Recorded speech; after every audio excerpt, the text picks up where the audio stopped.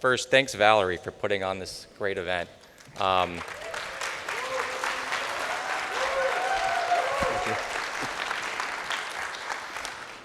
knew it was going to be great, but this is really amazing. So I wanted to first introduce myself, Jordan Vargas with Related Ross.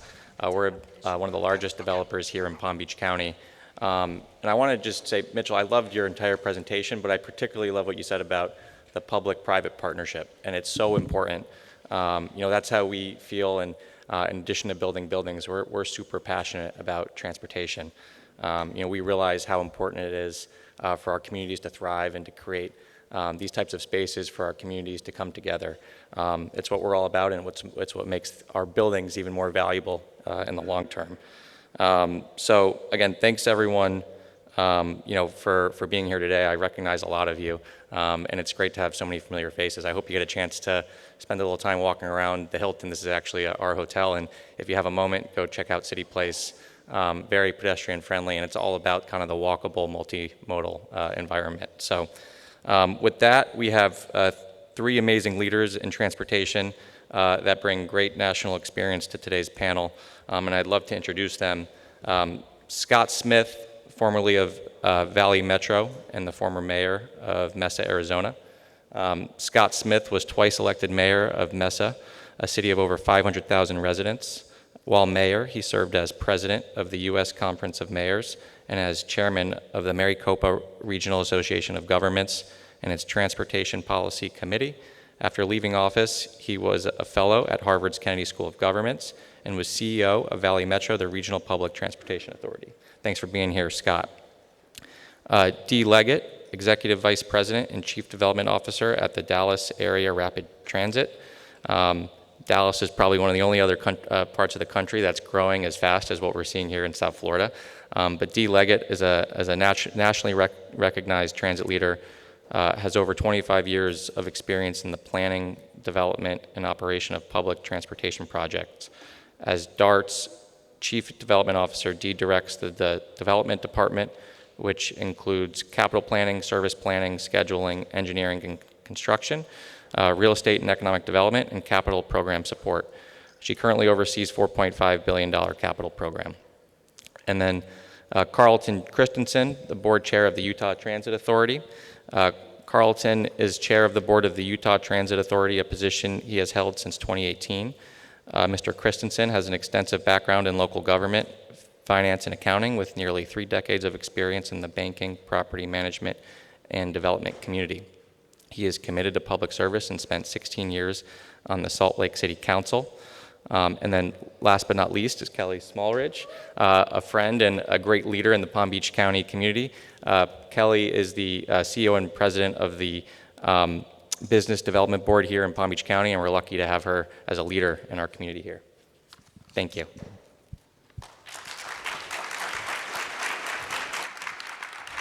Jordan, thank you, and thank you for the big role that Related Ross plays in this community.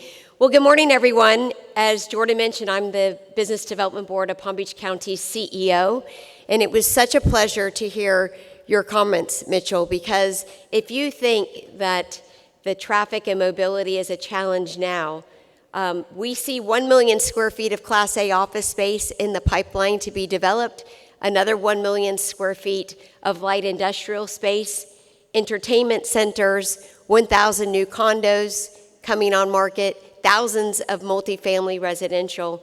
While it sounds overwhelming, how lucky are we to be the epicenter of economic development in one of the most sought-after locations in the state of Florida.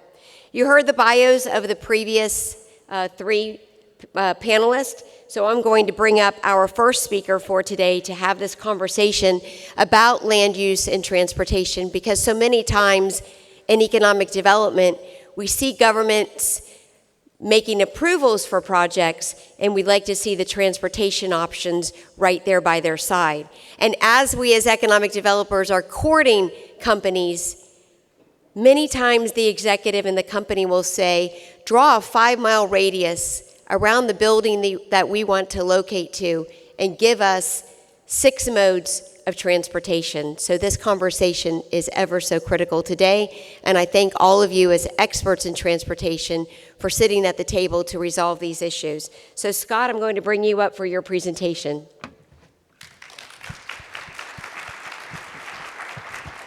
Thank you very much. Okay, I'm trying to figure out. All right, so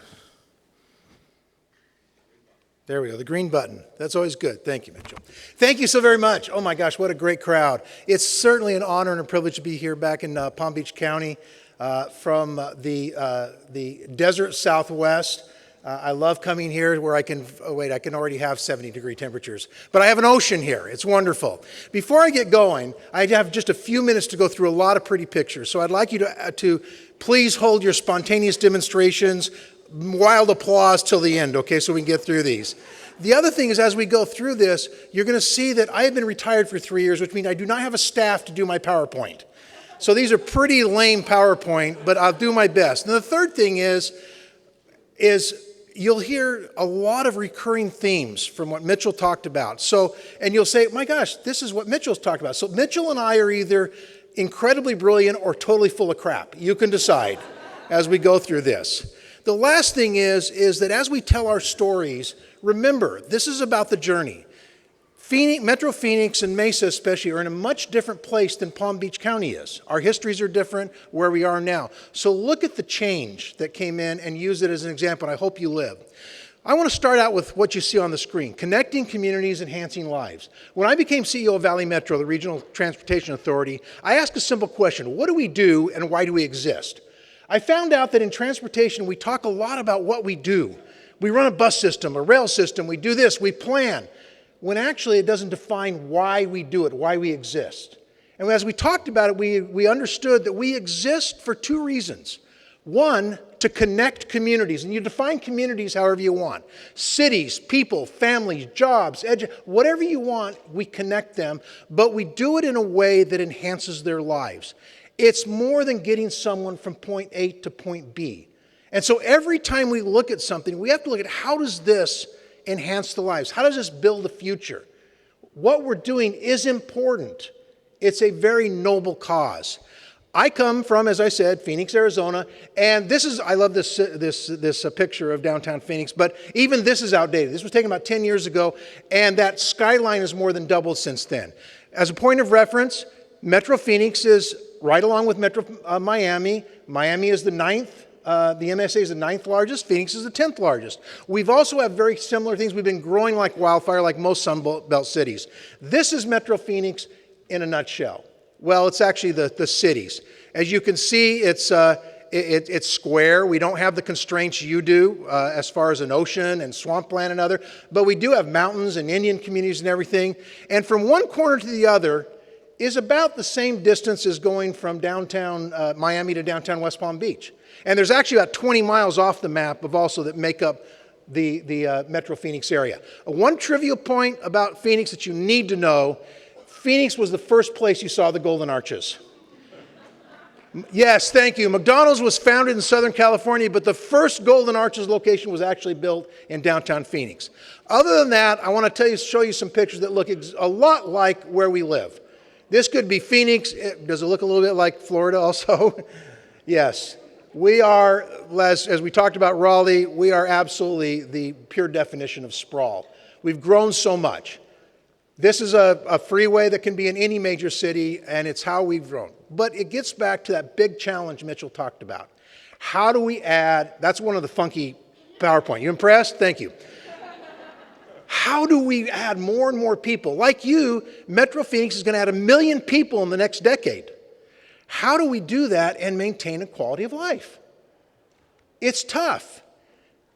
What we have to realize is that connectivity and mobility are basically synonymous. I use them synonymous. I like connectivity because it talks about the end. Mobility is more about the process. Connectivity is what we want to achieve. But to me, they're synonymous. We can use them interchangeably. And the last thing I ever talk about is transportation. Nobody but those people in this room know or care what transportation, infrastructure, or words like that mean. Mobility is essential.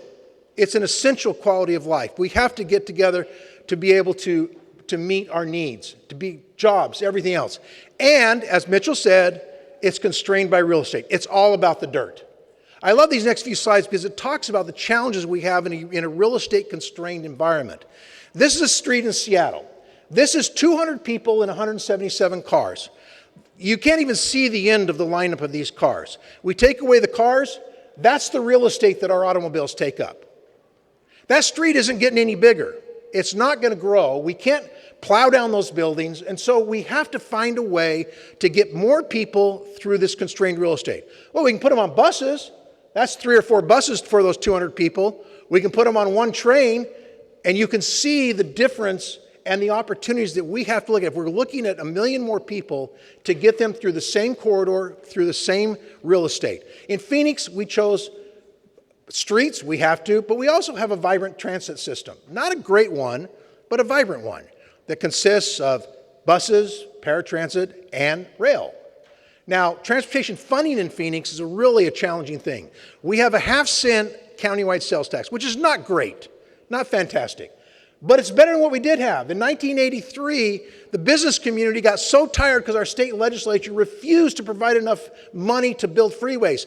That big area in Phoenix, we had 20 miles of freeways. Interstate 10 went from Santa Monica, California to Jacksonville, Florida, and had one gap in it, Phoenix, Arizona. Wasn't finished in 1983. So the business community got together and they said, we're going to do it on our own. The state legislature, go ahead. So we had a half-cent sales tax that was backed by the business community, first approved by voters in 1985, simply to build freeways and improve streets, to complete the freeway system. 20-year tax was renewed in 2004. At this time, Phoenix and Tempe really wanted to introduce rail, and so for the first time, there was money to build a rail system included in 2004. Another 20-year tax, but guess what? It just came up 20 years. Do your math. It's expiring. Went back to the state legislature to get authority to put it before the voters again, and guess what? They said, great. Our very conservative state legislature, you know what that's like in Florida, very red, said, yeah, but you're not going to use any of this half-cent sales tax to expand light rail. We hate light rail. I'm a Republican. I don't get the obsession that conservatives had against rail, but I could spend a whole hour on that. So the tax was approved overwhelmingly by voters in November, 60% for freeways and streets, 40% for transit, of which most of it goes to support our regional bus system, and a little bit for maintenance. The individual cities also have transportation taxes. Phoenix, Tempe, Glendale have anywhere from a half cent to a full cent tax. Mesa has a street tax. They use that to supplement this tax. And we've been very successful. That 20 miles of freeway has grown to where this is the system now, almost just shy of 400 miles of freeway. We have a wonderful freeway system which creates wonderful sprawl and wonderful car traffic. I'm going to talk about, though, our rail, because it's one component that has really been a game changer. We have built the rail system and a streetcar that has gone through 3 downtowns and hits 3 cities, Phoenix, Tempe, Mesa, running through 3 downtowns. The history of this is pretty significant. In 1989, there was a rail plan put before voters, and it was defeated like 80-20. Very aggressive, ahead of its time. We still didn't have freeways, remember. 2004, I talked about, squeaked by, which included rail, and in December of 2008, right at the beginning of the Great Recession, we opened a 20-mile segment, the largest single-day opening of a rail system in U.S. history. At its peak, in about 2015, this carried almost 17 million passengers a year, over 50,000 a day, at a cost of just shy of $3 billion. There have been 3 extensions since then, so we have almost a 30-mile system, and the Tempe streetcar, which circumnavigates downtown Tempe and Arizona State University campus, was opened in 2022. And there's a 6-mile extension that is finished under testing, will be open in about 4 or 5 months. So we got very aggressive in building. As a matter of fact, between 2019 and 2025, there will be massive changes. This was the rail system in 2019, as you see, starts up in Northwest Phoenix, comes down through downtown Tempe and into Mesa. By 2025, we'll have a 2-line system of nearly 40 miles. And that. Has this made a difference? Well, I'll let you decide. This is downtown Phoenix before light rail. And after. No judgments here, you can decide.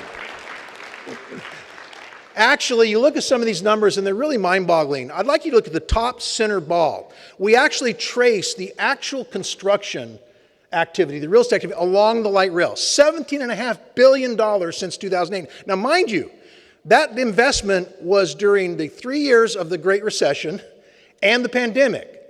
$70.5 billion, the most of which, we talked about public-private, almost $14 billion of that being private investment. You talk about the number of residential units. Metro Phoenix was like a lot of cities, in that we were a donut, because we were square and had a lot of room. And the people moved out of the city centers, of all cities, out to the edges. We've now moved 13,500 new units into the donut. We've brought people back to the city center and created that. Now we're down to about 30,000+ riders a day. It's slowly recovering as people go back to work. Time will tell with all transit systems how we will respond with the pandemic. But that route still outperforms the bus route. There was a red line bus route that went basically along the same line, same path that the light rail did. At its peak, it carried 2.8 million. At our depth, we're carrying over 12 million a year. So the amount of riders into the central city have increased significantly. Most importantly, almost 40,000 new jobs have been created. A large increase in connectivity. Direct connection with 3 Arizona State University campuses in downtown Phoenix, the main campus in Tempe, and now in downtown Mesa. And, of course, millions and tens of millions of gallons of gas that have been saved. It's also created some creative new development, which is creative for us, which we don't have the high-rise, we don't have the seashore, don't have the big condos, but this is in downtown Phoenix. This is along the streetcar in downtown Tempe, some creative stuff. But I want to talk about my hometown, Mesa. Mesa is the biggest little city you've never heard of. If Mesa were in Florida by population, we would be the second largest city. Believe it. 520,000 people over 145 square miles. But we are still very much a suburban city. We're a boomburg. This is a view of downtown Mesa. Yeah, you don't see any high-rises there. You don't see a whole lot of stuff. We are a suburban city that was built and expanded along thousands of acres of citrus groves and cotton fields. That is now the suburban city, a true Main Street downtown. This is what it looked like before we decided that we wanted to create some growth because downtown Mesa died. In the late 70s and early 80s, regional malls and freeway construction sucked all the life of it. And when I'm talking died, it died. And so we wanted to bring some life in it, so we planned the light rail to go through downtown. At the end of near the end of 2015, that happened. And we brought light rail right up Main Street. And what has happened has been a rebirth of a city, of a downtown that was amazing. You can see it's vibrant, it's active. No high rises, you're not going to see that along that, because that's not who we are. How has it happened? When I said this was dead, I'm talking dead.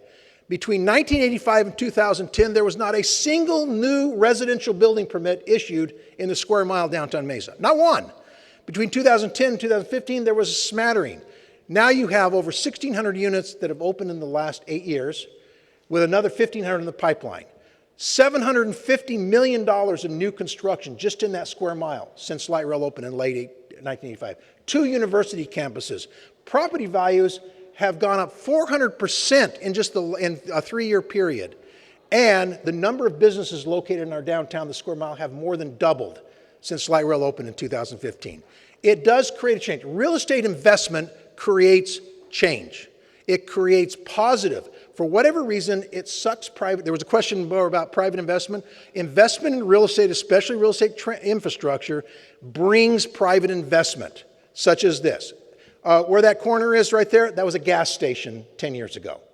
It's now a Class A, wonderful living, and you can see the light rail station there. Strange new buildings, it's a work rate, 2 university campuses, that Benedictine, and this is Arizona State University's media, they do high-end gaming solutions, and it's the home of the Sidney Poitier New American Film School, one of 2 campuses, the other one being in Los Angeles.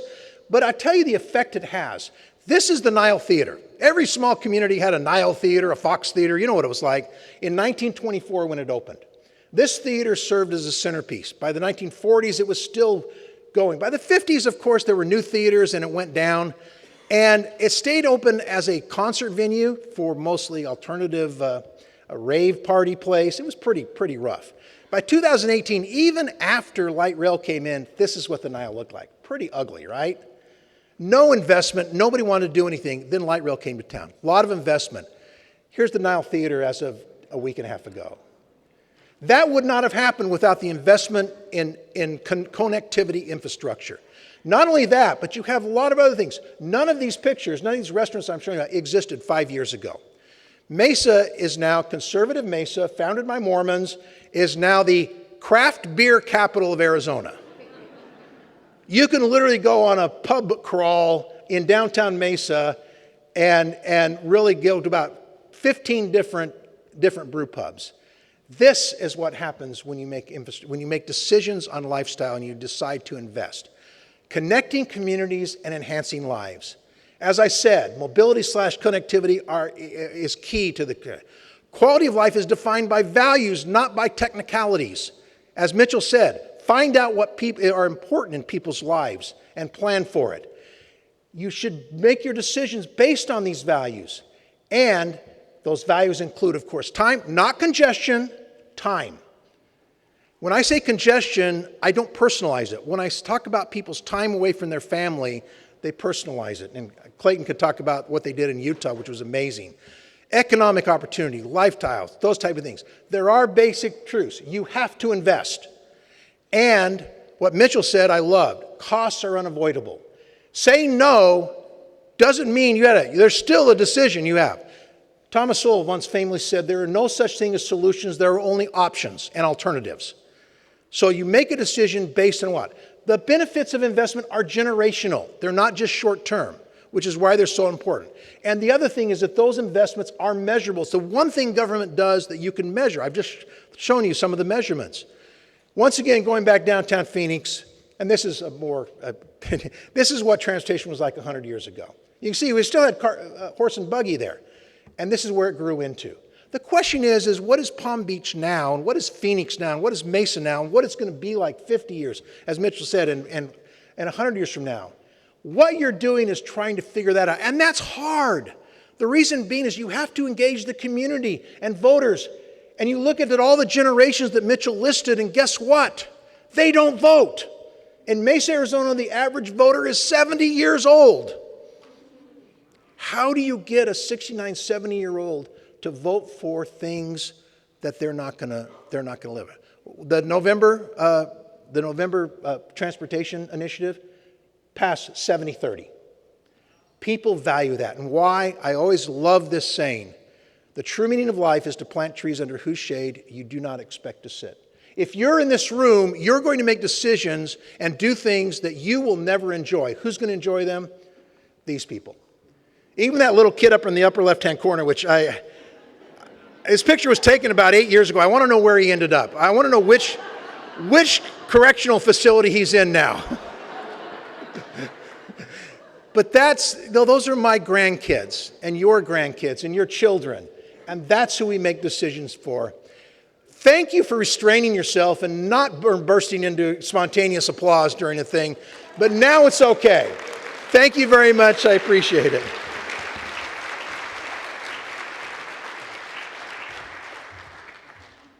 I had to follow two dynamic speakers who also happen to be politicians. You get now the staff person to talk about transit, but I love being in a room full of planners and self-proclaimed transportation nerds. I am one of those, so I feel seen. But I'm going to give you kind of the life journey of Dallas area rapid transit. A lot of what Scott talked about in Phoenix's journey is similar to ours. We're just a little more senior.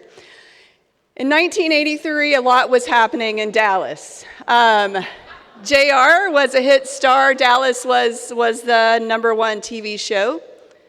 The Cowboys had a 12-4 record. Wouldn't we love to see that again? I would also say this was 42 years before the Dallas Mavs made the worst trade in NBA history. But it was also the year that 58% of voters in 13 cities decided to dedicate 1 cent sales tax to form Dallas area rapid transit, committing to 160 miles of fixed guideway construction, assuming an existing city bus network, and advancing what some would call a very aggressive construction timeframe. We assumed that most of this would be funded by federal grants, long-term bonds, and financing. That debt referendum was further solidified in 2000 when they committed long-term debt to fund the program. This is what our system currently looks like. We have one line remaining that should open in October of this year if everything goes according to plan. But DART is a $1.8 billion transit authority connecting North Texas and continuing to serve the 13 cities that voted for us in 1983. We cover 700 square miles. That's 93 miles of that is light rail. It is one of the longest in North America. We have 570 buses traveling over 25 million revenue miles. We have 34 miles of commuter rail that we jointly operate with our partners in Fort Worth. We're currently building another 26 miles of commuter rail to connect our suburban cities into DFW Airport. This will be our first major east-west fixed guideway corridor that solely serves our service area. We have 30 microtransit zones, which is the largest microtransit zones in North America. We have a 2.5-mile streetcar that we operate on behalf of the city of Dallas, and then we operate paratransit and senior medical transportation. Over the last 4 decades, we've built over 130 miles of light rail and 26 remaining with the Silver Line. If you think back to that original referendum back in 1983, that's 98% of the miles that we originally committed to in that vote. The location of those miles are a little bit different than maybe the original map, but it still starts holding true to the connections that we committed to back in 1983. We've built over $5.6 billion in capital projects. We've got another $4 billion being programmed that my team manages. We're operating the largest microtransit network. We've installed almost 7,000 bus stops across the 700-mile square service area, and we've catalyzed $17 billion in development around our transit stations. And I'll dive a little bit deeper into what that development looks like and what it's meant for our communities as it relates to sustainable development around our stations. But most importantly, and this is what gets me up every day, is we've connected millions of North Texans to jobs, education, entertainment, healthcare, and more. Let's talk a little bit about the current state, then I'll talk about the future state of our agency and talk a little bit about the things that we have in progress. Scott mentioned it. We are one of the fastest growing areas. If you think back to his MSA slide, Dallas, Fort Worth is the 4th largest MSA in the United States. Chicago is just above us. We anticipate in the next 10 years we will surpass Chicago in being the 3rd largest metropolitan area in the United States. We're about 8.2 million people today. 2.6 of those reside in our service area. We've got a rich culture, a diverse economy, a very strong economy, but much like a lot of us in the room, a low dense environment, decentralized commercial districts.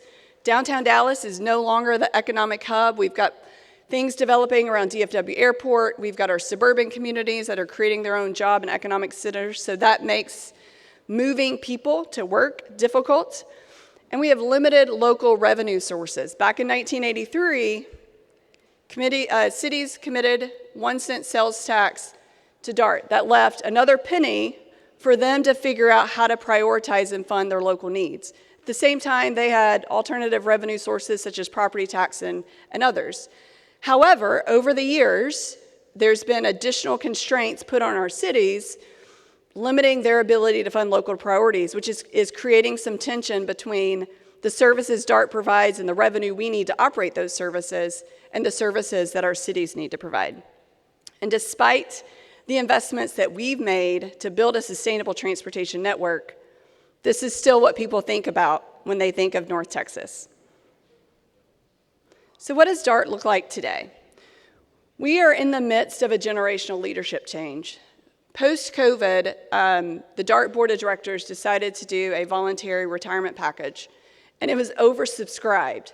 So in 2020 and 21, we had to rebuild our agency from the ground up. We had to hire more operators, we had to hire more mechanics, and we had to rebuild the leadership team. I've been at DART 3 years. Our CEO has been at DART about 3.5 years. So while we lost a lot of institutional knowledge through the voluntary retirement, it also created an opportunity for us to dream in a way that the agencies never dreamed before. At the same time, we, like a lot of transit agencies, had to focus on delivering the basics post-COVID. cleanliness, reliability, safety, and security to bring our riders back to the system. We also want to make sure that we're balancing frequency and coverage. Let's put frequency where it's demanded it, and then let's figure out how to serve the other areas with microtransit zones. And because we're a 40-year-old system, we've got aging infrastructure and obsolete systems that need to be replaced or modernized. And ribbon cuttings of a new signaling system is not quite as sexy as a ribbon cutting on a new station.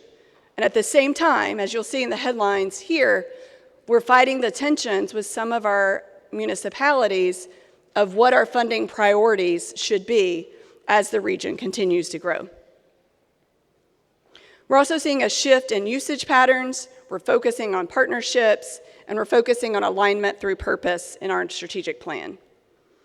Ridership is recovering post-COVID. We're at currently about 80% of where we were in 2019, but we're confident that we're on a good pathway. We also are confident in the value that we provide to our service area cities. We bring jobs, we provide wages, we increase the gross domestic product in our communities, and we provide solid revenue sources for our communities. We serve 2.3 million residents. Of those, they have access to 1.7 million jobs, and within our service area, we have 1.3 million that are of working age. For every $4 invested in our system, for every dollar invested in our system, it's $4 returned back, and 90% of this value is within our service area.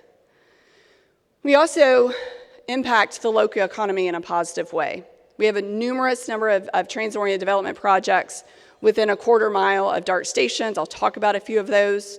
We are directly impacting jobs, both in direct construction and total employment, and we've generated almost $50 million in state and local tax revenue.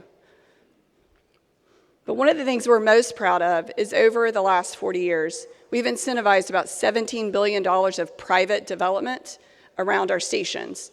From 1999 to 2018, that was $16 billion. Our recent study focused on 2019 to 2021 timeframe. That was added almost another $1 billion to that total.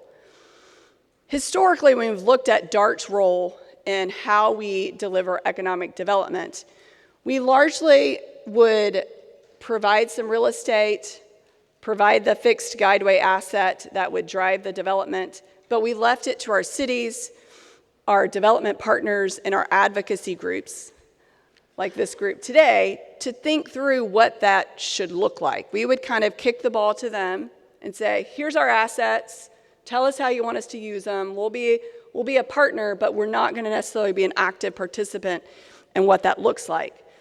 That is changing, and I'll talk a little bit later about what that change means for DART in our communities, but I also want to give you some before and after just in terms of what that $17 billion investment has looked like. Downtown Plano is our second largest city in our corridor. It's also the one that is questioning our value the most right now, but we do think pictures speak for itself. This is downtown Plano before light rail. This is downtown Plano after light rail. Rowlett is another area that is a suburban community. You can see that in 2007, before light rail was delivered, they lacked the density needed to drive sustainable development. In 2024, that density is coming to fruition. Farmers Branch Station, another suburban community. This is pre-light rail, not quite as old as Scott's picture, but probably a little older than recent. But around the Farmers Branch Station, when the Green Line opened, they have built a lot of mixed-use development. They've got strong residential, and they've got great park space around our station. Carlton, Texas, another suburban community. You can see here it's prior to light rail. It had a I-35 ran adjacent to downtown Carlton. It was largely centered around types of businesses you would see along an interstate corridor. But once DART came in with the Green Line, and ultimately the Silver Line will tie into that as well, you start seeing a lot more mixed-use development. You'll start seeing the shift of the development away from the highway, but focusing truly on downtown and truly building around the station. As we think about this generational transition that DART is in, we've also got to recognize what our future intent looks like and where the region and DART are headed. We're facing unprecedented growth. As I said, we're about to be the third largest region in the United States. 11.5 million people by 2045. That's a 40% growth rate. The challenge with that is we're growing higher in the areas underserved by transit than in the areas that are being served by transit. So we've got to think of how we're going to shift that paradigm to drive more sustainable growth within DART's service area. We're going to add another 3 million additional jobs by 2045. Numerous corporate relocations are moving to North Texas because of the economic business environment. Development is continuing to shift away from those historical hubs, which is really leading to an inefficient transportation system, and we continue to have those limited local funding options. So what we're looking at as we think about how we're going to work through this paradigm shift is we're looking at mobility over mode. This goes back to making sure you're putting the right mode in the right space. It can't all be about rail. Rail is very expensive to build. It does provide that fixed guideway investment that developers like, but it's also hard to implement fast. So going from a BRT leading to a light rail line is a really great way to go. So we're going to focus on addressing mobility first and figuring out what the right mode is. Reliability over expansion. We've got to get the basics right to bring riders back before we start looking at what our next big thing is as an expansion system. We also want to focus on outcomes and capacity building versus ridership and cost recovery. Too oftentimes, transit is measured by subsidy per passenger, yet we never measure roadways the same way. So we got to start looking at, when we think about mobility, start pursuing the outcomes we want, and the outcomes will drive the efficiencies and effectiveness. We also want to optimize the system that we built. We spent 40 years building out a system. Now we got to make sure we're optimizing the system and the land use surrounding that system. And we want to transform our mobility through higher frequencies on key corridors. So again, we're back to how we optimize the system that we've built in. And all of that is captured in our new strategic plan. We want to be the first in-mind mobility partner. When our cities think about mobility, we want them to think about DART and how DART can help them inform their mobility priorities. We want to create a best-in-class experience for our customers and our communities so that we make those connections and allow our communities to thrive. And that's fueled by 6 strategic goals. It's creating an empowered agency and a culture of contribution. We got to lean heavily on our teams to deliver the great work that we want to deliver for our communities. We want to provide the seamless mobility connections that was talked about earlier. And it's not just about the seamless connections between DART's buses and DART light rail system. It's about the seamless connections in our communities.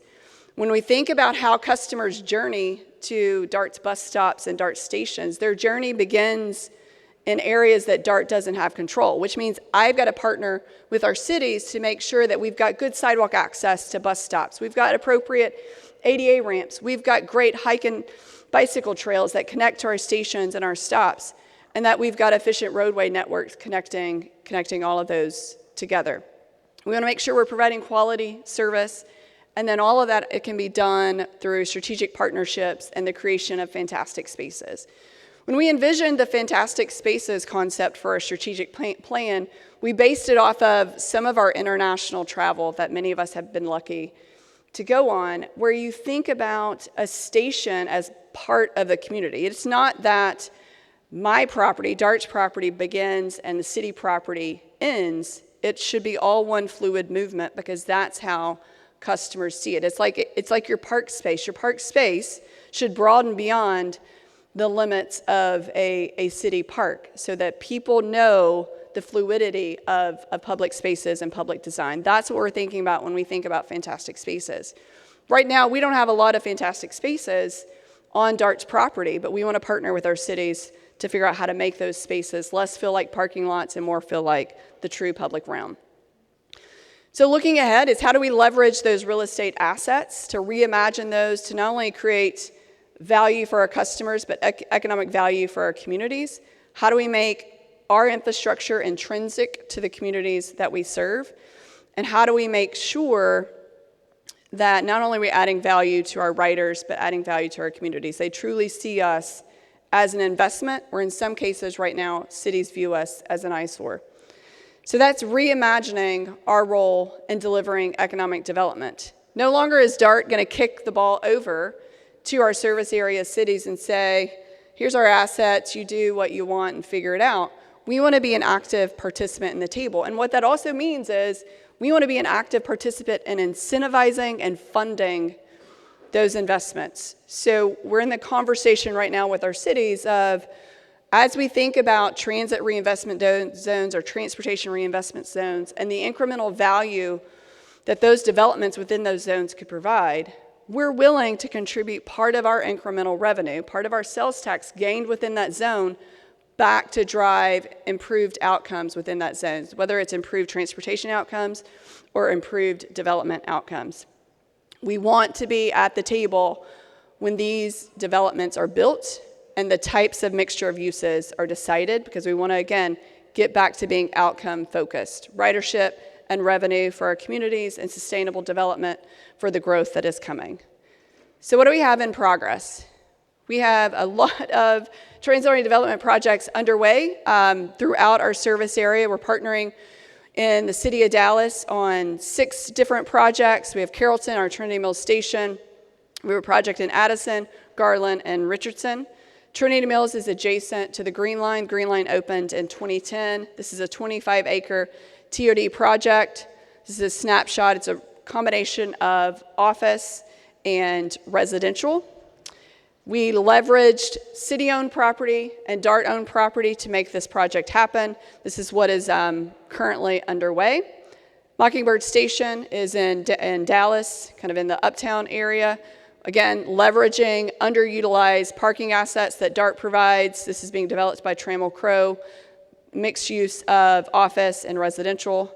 Buckner, we're taking this to our board on Tuesday to help fund this. This will have affordable housing in downtown in Dallas, which is desperately needed.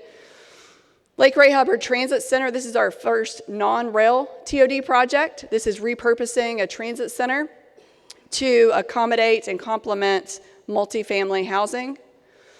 The Silver Lane Commuter Rail is a $2 billion project currently under construction, 10 stations, passes. It's the east-west suburban connector into the airport. Opens, as I mentioned, in October. We're already seeing development around this station. We've got office. We've got infill development in some of our communities.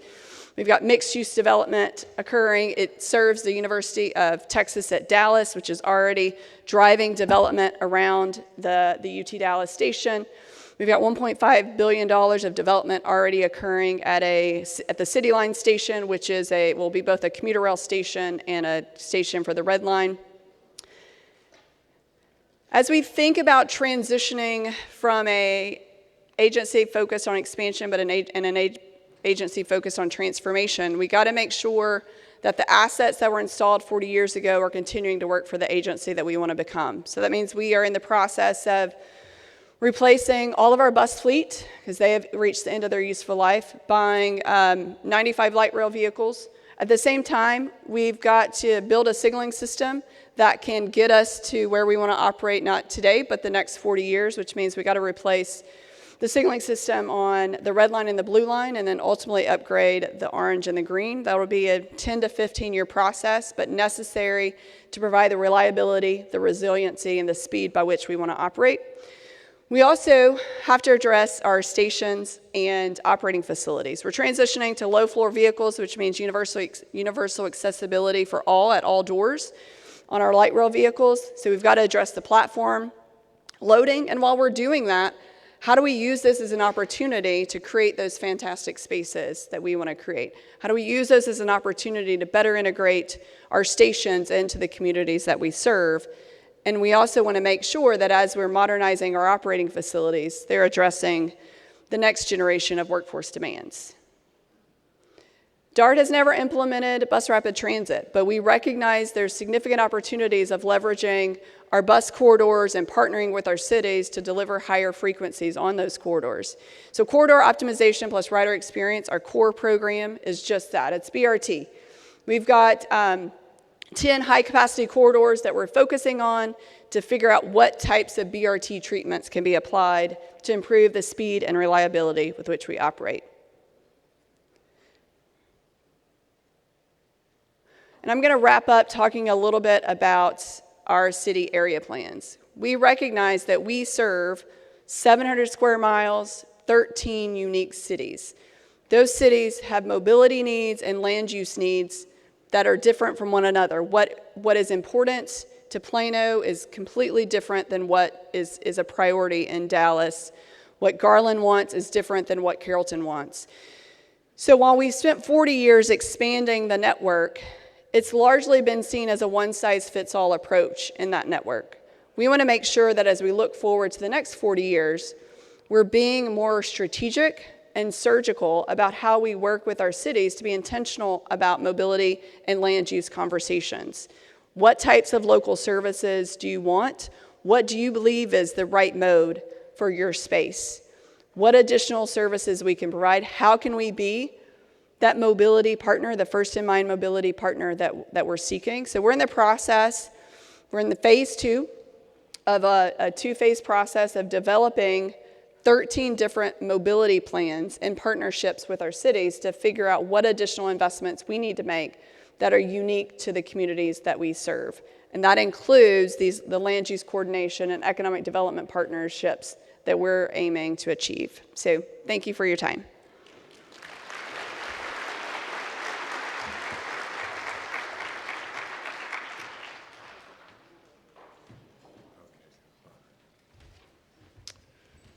Thank you. Let me just stick these a little higher. It's great to be with you, and it's a pleasure to have this opportunity. Let me just talk a little bit, really quickly if I can, about the Utah Transit Authority. We've been in existence since 1970. Next month, we'll celebrate our 55th anniversary. We have over 77 municipalities in 6 counties and are governed by a 3 full-time board of trustees. We're an integrated system of paratransit, bus, commuter rail, light rail, on demand, as well as a bus and bus rapid transit. There is an increasing demand. Obviously, like most transit agencies, we were affected dramatically by the pandemic and the change in commuting patterns, but we also saw increased usage on weekends and non-peak hours that have come since then. Last year, our overall service increased by 15.5% over a year, and we're about at 98% of what our service was in 2019, and it continues to grow. So that's an encouraging aspect. Whoops, I might have gone back too far. I don't know if I can go back. Anyway, is there a way to go back? There we go. In Utah, we have what is known as the Unified Transportation Plan, which is made up of all the MPOs through the state, or the DOT, and as well as UTA. What that has helped us get to with our legislature and our stakeholders is a common ground of what the transportation need is and what's planned. It helps us when we go to the legislature looking for funding where those needs reside and where the gaps exist. And having one voice and one aspect also helps in the discussions with legislative efforts. And as we do so, in part because Utah is one of the fastest growing populations in the country, certainly as you look at and for the first time in our history, we've always been known for large families, but our family size is actually getting closer to the national average.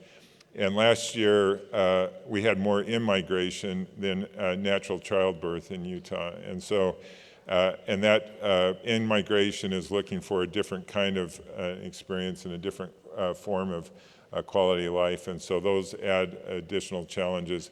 And we went from the lowest, average cost of housing to now we're in the top 10 as far as housing cost in the nation. So there's some unique challenges that we're faced with by our growth. We have found as we, through all of this and through the build out of our system, that it took a broad group of stakeholders from the business community, certainly other philanthropic efforts within residents, of course, and then in the development community. And as we've come to a series of planning processes, it's helped us to have one single voice. And that voice now is known, at least along our service area, is called the Wasatch Choice Vision. This is 77% of the state's population and actually one of the most densely populated corridors in America because of the geographic limitations of two mountain ranges, a large lake, and so it causes us to look at water preservation, open space preservation, and to look through that. And that's our guiding document. Last year, we conducted an economic study as part of an outcome of that Unified Transportation Plan. UTA funded it, but we did it with our planning partners who critiqued it. And what we found is for every dollar invested in transit, there was a $5.11 return to the state of Utah. In addition to jobs and availabilities to jobs, it created a $9.6 billion annual generation of income and services due to mileage savings and other aspects, and then, of course, a revenue generation for the state of Utah. So often transit is looked at as a burden, and we wanted to be able to show, particularly to the non-user, the economic return to it. In bus rapid transit, we have an extensive rail network, but we've also recently added bus rapid transit, 2 lines that are currently in operation. Both, the first line goes through 2 major universities. This most recent line in the northern part of our service area goes through a major university to a regional medical center. And in its first year of operation, carried 1 million passengers running on 10-minute service. Having those fixed stations have helped in the development discussions, and we are finding good results with that at a much lesser cost than rail. But we do have a rail system, and one of the early lines, I was elected originally in 1997, and our first light rail line was under construction. It had taken some controversy to get there, but was involved in every other negotiation on our rail lines, all of which come in at some point to Salt Lake City. This particular line up to the University of Utah, a large research campus with a large medical center, was controversial on the time because it was a very frequented highway, and it goes up generally through the middle of the highway that leads up to it. Today, that highway carries 10,000 fewer cars than it did in the 1980s, and daily takes about 23,000 people up to the university and medical campus. And the combination of those has lessened the traffic on that highway, making it a much more navigable highway for those who are still using cars. And the truth was, a couple years ago, Garth Brooks did back-to-back concerts at the football stadium, and over those 2 days, our system carried 65,000 people that attended those 2 concerts. This is just a quick example of how a light rail streetcar line changed the dynamics of that corridor. It led to about $2 billion in investment along that corridor. That's probably up from the original study, but there's without question a benefit has been discussed today. I know our first speaker pointed some 3D imaging. When I was a department director for Salt Lake County, we paid a firm known as Urban 3 to do some graph modeling. As you look at the property tax value in Salt Lake County, which is about 1.2 million population, that 3D imaging follows our light rail line, and you can see the value to all those municipalities there. Our legislature allowed us to do joint venturing on the land that we own adjoining our station. We don't own most of the land, most of that's privately held. But in those joint ventures, we've done 14 development phases. You can see the statistics there, bringing over $500 million in private investment, as well as a We had intended to stay in a lot of these projects long term and just have it be a revenue generating feature, but we got prime offers for those projects, and it's netted the agency about a little under $50 million in return revenue to us. Just a couple examples of some projects that were there. This particular project is at our commuter rail station, and the adjoining developer said, "You've got a big park and ride lot. We want half of our employees to actually use your system. What if we joint venture and build a parking structure today?"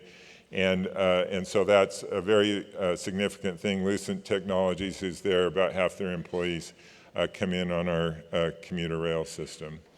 And I think with that, I am done. So thank you. Wow, I know you all found that so enlightening, and I want to thank Scott, Dee, and Carlton for being so forthright with so many different options for Palm Beach County. I have 2 minutes for questions, so I will take them from the audience. Just stand up and announce yourself, please, before we break. Come on, you know you have some questions. Ren, do we have some on Slido?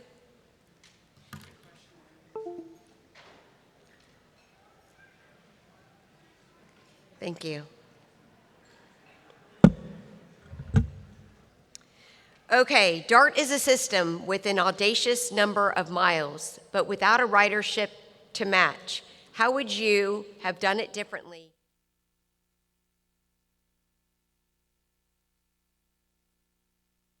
Get lucky and the mic won't work.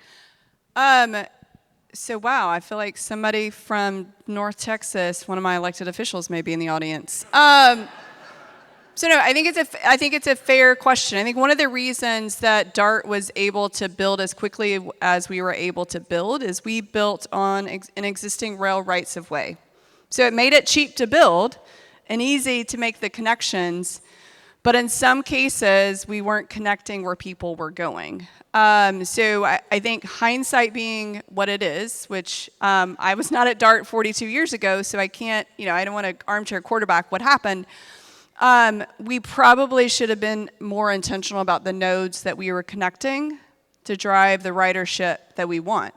But I would also say that driving the outcomes to get ridership is not just at the feet of the transit agencies. The transit agencies are not responsible for land use and are not responsible for sustainable development and how things develop in an area.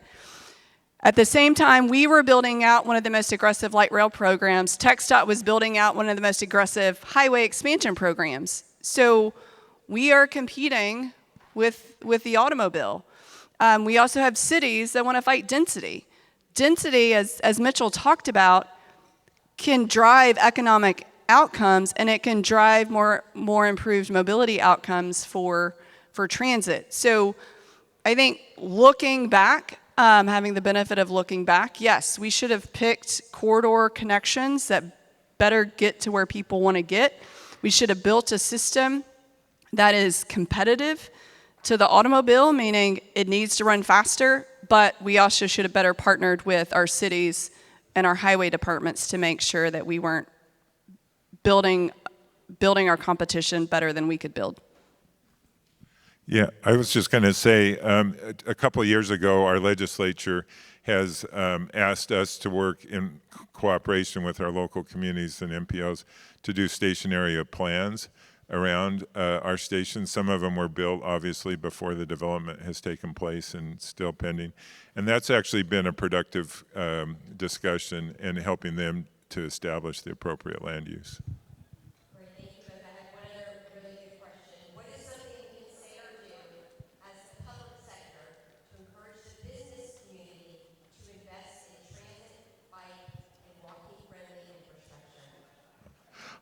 So what I would say is that, first of all, attracting the new worker, if you're looking at their demographics similar to what was, they're looking for a different lifestyle. And so to the point, we're a very Republican state, And 2 years ago, they established a mechanism to create a regional trail system throughout the state of Utah, again, to attract that younger population. And we've had from our economic development folks repeatedly saying, as people are looking, they're also looking for transit as a piece to attract their workforce. So I think having that connection with the business community is super helpful. If I could, you have to define the business community too. Business people, I worked in the private sector most of my career. They have different objectives and they're not charities. And so what we found out is as we talk about connectivity, you talk about everyone's self-interest. And Mitchell threw up that slide that talked about the differences in the generations. And the self-interest of the community is continued economic development. And that means bringing in a workforce. I was struck just last night trying to go to a reception. I got sent to the wrong building, but it was right down the road here. And I watched around 5:30 as a stream of workers come out of this building, and I swear not a single one of them was over 30 years old. That is how you get the business community engaged, is to talk about mobility connectivity as their future as well as the community's future. It is a two-pronged thing. We all benefit. But we need to talk to them about how the entire economic scene can expand as we invest in these connectivity options. And there are many businesses that don't care. They live in the moment. They're looking at the next week, the next month, the next quarter. But there are leaders who look at the next generation and see this as a long-term initiative. These decisions are generational. That's the difficult thing about them. And not everybody looks and sees long-term. And most businesses do not, but you do have business leaders who do see generational and who will see long-term and see that it is in their best interest, and if not theirs, their children's best interest to be engaged in these activities, and that's what you look for.